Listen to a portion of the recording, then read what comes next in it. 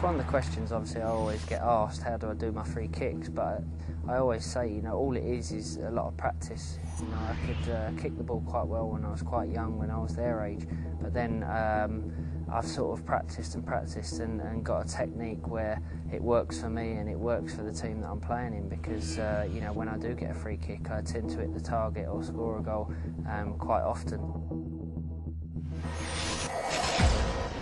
Right, now this is my favourite thing of all the exercises that we've done. They're all important, but for me this is what I do every day.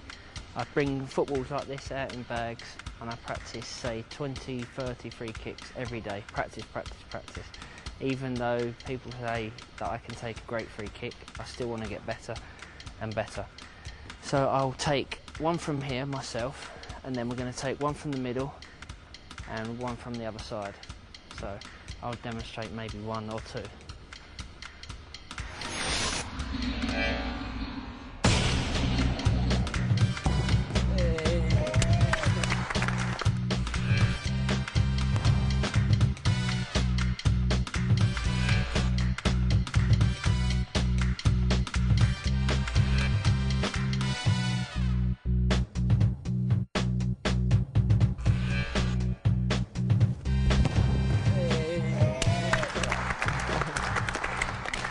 Right, so the most important thing about this is getting it over the wall, and that's the most important thing, obviously.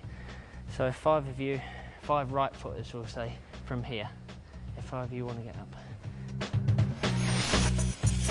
So the way I kick it is a little bit different from other people. So sometimes my angle is like this, so it looks like I'm going to be kicking it over here, okay? Yeah.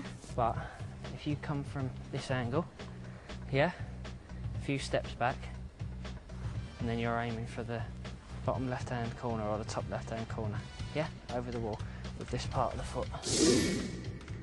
That's the part of the foot that I hit it with. Yeah, yeah. Oh, unlucky.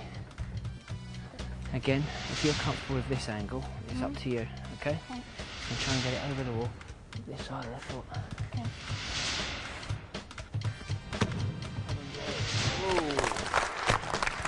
One more.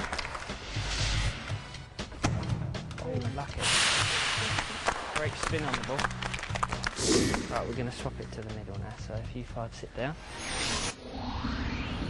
You know, when I get in after a game, I like to watch the game, whether I've played bad or whether I've played well. That's the only way I'm going to learn, you know, what I've done right and what I've done wrong on a football pitch. And, you know, I'd rather, you know, sit down and watch the game when I've played well, but sometimes you have to watch the games when you've not done as well. But, you know, I think it's important, because I used to do that as a kid, you know, not watch myself, but I used to watch players that I admired, like Brian Robson and people like this, that I could learn from.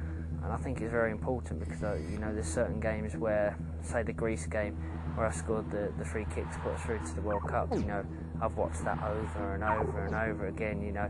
I'm surprised the tape's not run out, because it's, you know, I've rewound it and watched it over and over again. Now, if you watch players who take free kicks, they place the ball very specifically. So I would place it there. But if you watch Roberto Carlos looks for this. He puts it so he can hit it there. And it moves it more. Sometimes. I've not found it does, but Roberto Carlos, when he strikes it, he tries to hit it on here. So the most important part of the ball is to try and catch it is here. Because that way you're going to get the spin on it, and also you're going to get it over the wall and hopefully into the goal. And I always hit my free kicks on this part of the boot.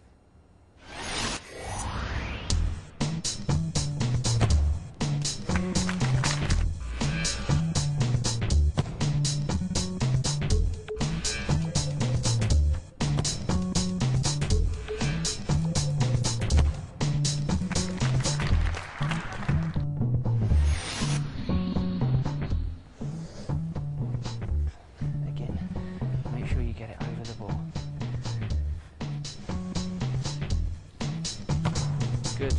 Whoa.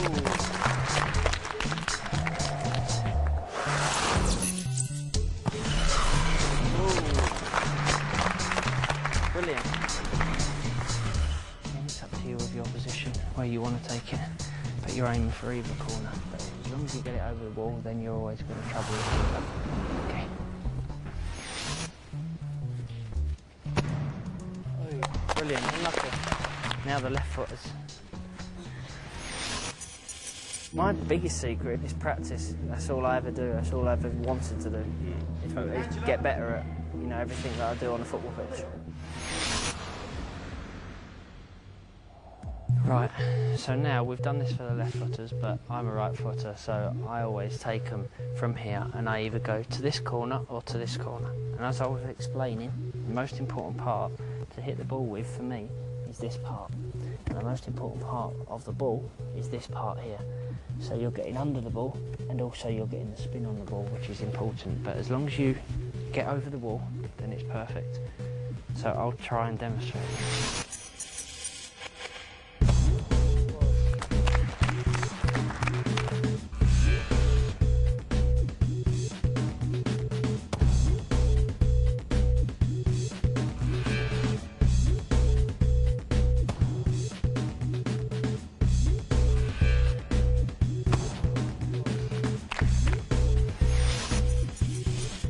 Make sure you try and get it over the wall and into one side of the corner of the goal, okay?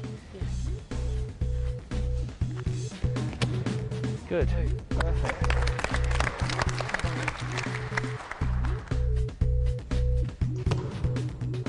Oh, lucky. Great strike.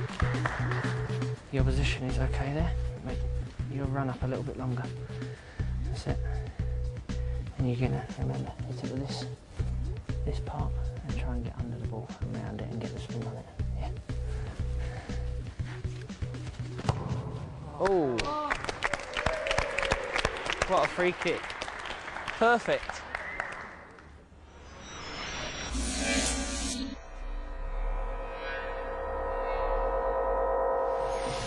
We've played 2.5 minutes of stoppage time. England trail by 2-1. The Greece moment is a moment that I will never ever forget. You know, it's one of the first times that in a game and after the game I've actually been really tearful, you know, because I think it was such an emotional goal and such an emotional occasion.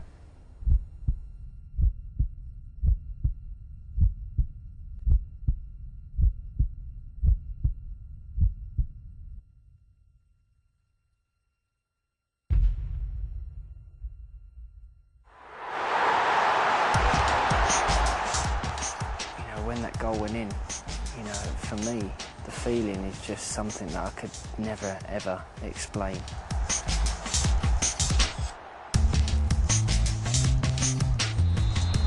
Beckham could raise the roof here with a goal. I don't believe it. David Beckham scores the goal to take England all the way to the World Cup finals. I was so emotional after that game, just because of the whole occasion, you know, the scoring the goal, what it meant to people, the reaction of the people, hearing my mum and dad turn around to me and saying people were just bursting into tears when the goal went in, and people knew, you know, I've got goosebumps now, you know, people knowing that what that goal meant.